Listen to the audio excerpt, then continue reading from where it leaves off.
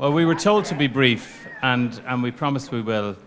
It's difficult for me to be brief about our next honoree. I've known him personally for a very long time, and I just thought, what can you say about Shay that's original?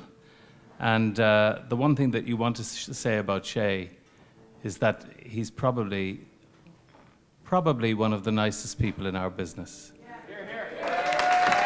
But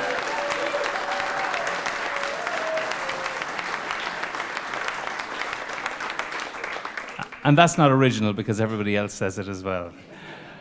An extraordinary man. I've known him for many years, and I remember in 1976 when he came back from the US to start working back in Ireland. He'd been in Nashville, and Danny Doyle and he and I got together to do a song called "The Spirit of '76" about the American Revolution, and that's where I first became aware of this extraordinarily sparky, amazing talent that is Shay Healy, a man who, despite being presented with challenges over the years, and in recent years, one that he has spoken openly about, has showed an extraordinary bravery and courage, the like of which I must say I'm proud to occasionally stand beside. So Shay Healy, first of all, personally, salute.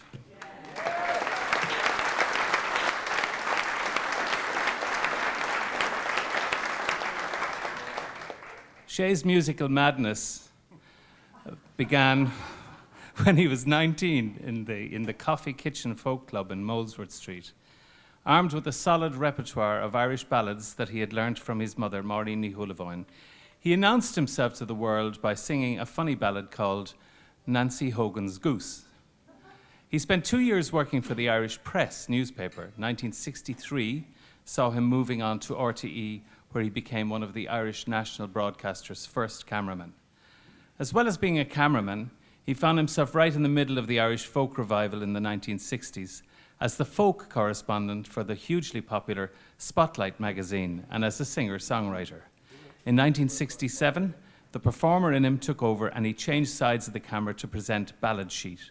Ronnie Drew, Christy Moore all appeared on Ballad Sheet. He also presented Prab Sachiol for RTE Radio and toured the country on an expanding folk circuit. As a performer, he wrote topical and satirical songs and parodies, never. His billing reads, Shay, the man who knocks the establishment Healy. But he also wrote songs for Johnny McAvoy, Terry Flynn, Danny Doyle, If You Could Wait, Paddy Riley, Autumn Has Come and Dollymount Strand, and Jim McCann, The Town Is Not Their Own.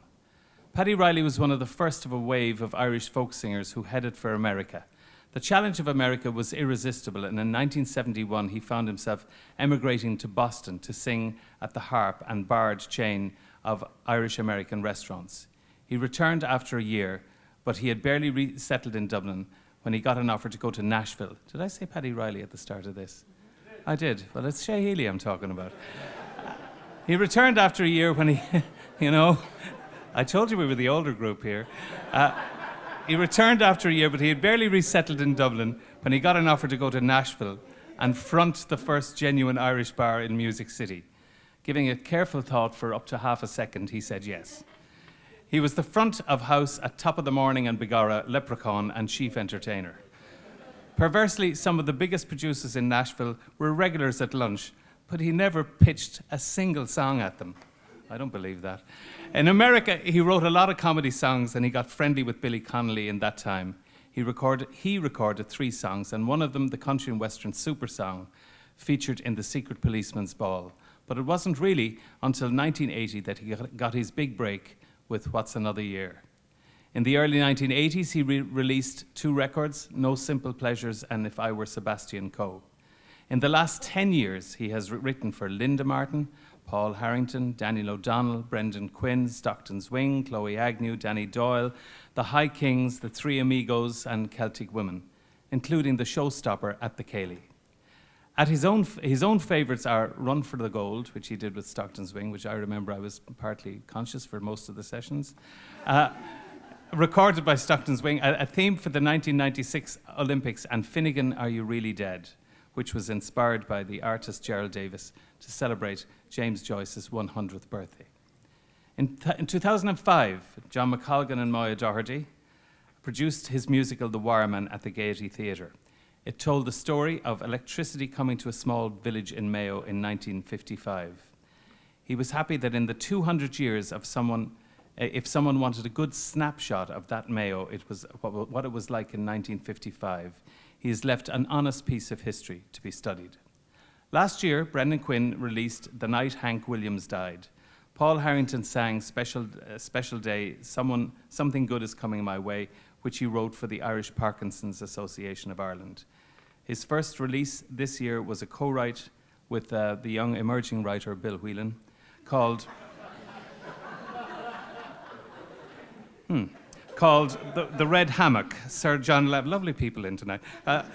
Sir John Lavery's lament for his muse, Lady Hazel. It was released in America by Bill Craig, a former member of the famous Canadian Irish band, Canada's in tonight, the Irish Rovers. He has just written and recorded the Ballad of Luke Kelly, which I've heard and which is really fantastic. Paddy Riley sang on the demo, and Shay is trying hard to coax him out of retirement. We wish him luck with that.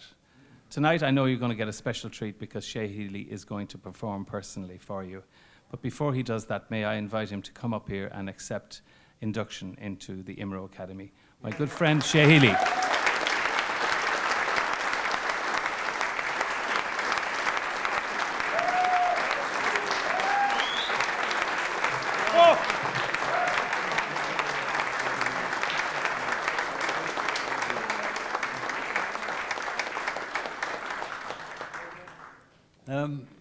For those of you who've never seen me before, this is what I look like now. And for those of you who have seen me before, this is what I look like now.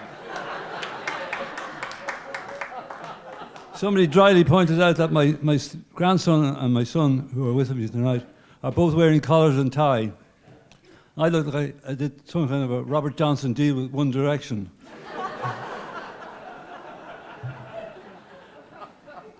There's a reason why I'm wearing bright clothes. About 4 weeks ago, my wife of 44 years, Dee Dee Early, she went deep into Hock to throw a party for me for my 70th birthday. And it was a fantastic night. And when somebody said to me, "How did you enjoy it?" I said, "Well, I know this sounds stupid." I said, "But it was like being at my funeral, but I didn't have to die."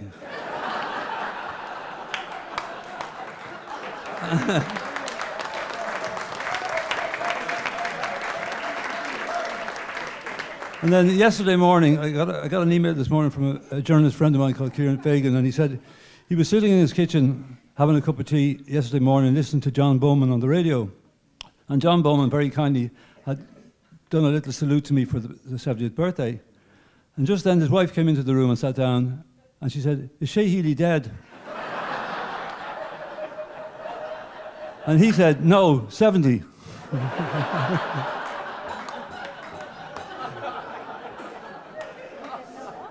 So that's where we are at this moment, stuck. I have to say, in the 50 years I've been out in the public arena, the best times I've had along the way have been with songwriters and musicians. There's a rogue gene in us, and I love that rogue gene. It shows itself in many different ways, but it shows itself especially in loyalty and support, physical, mental, and material, that I've had from people in this room that I know this long time. And it's a pleasure and an honor for me to accept this award, and to thank you all for all the support over the years, and to hope that I'll be back again next year seeing what's another year.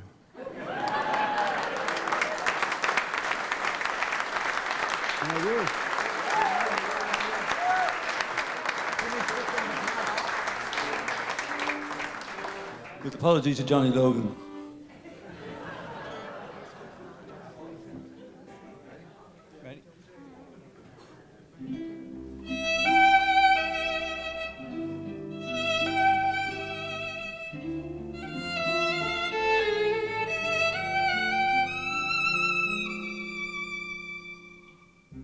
I've been waiting such a long time, looking out for you, but you're not here.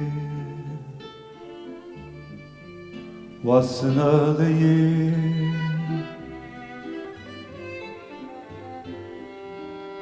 And I've been waking such a long time, looking out for you, but you aren't near.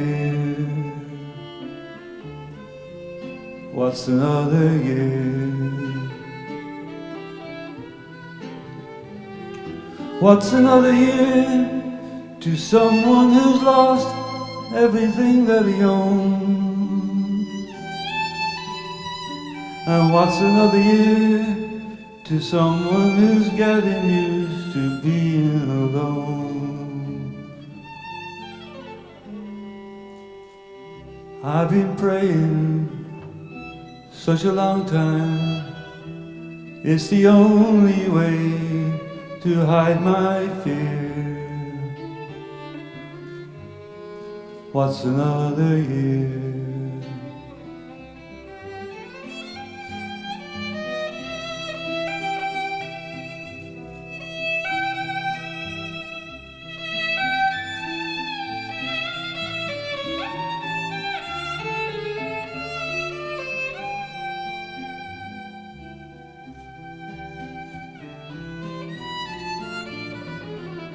What's another year to someone who's lost everything that he owns? And what's another year to someone who's getting used to being alone?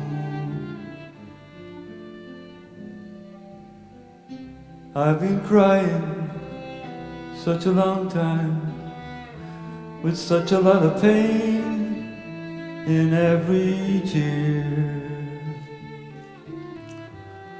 What's another year? What's another year? What's another year?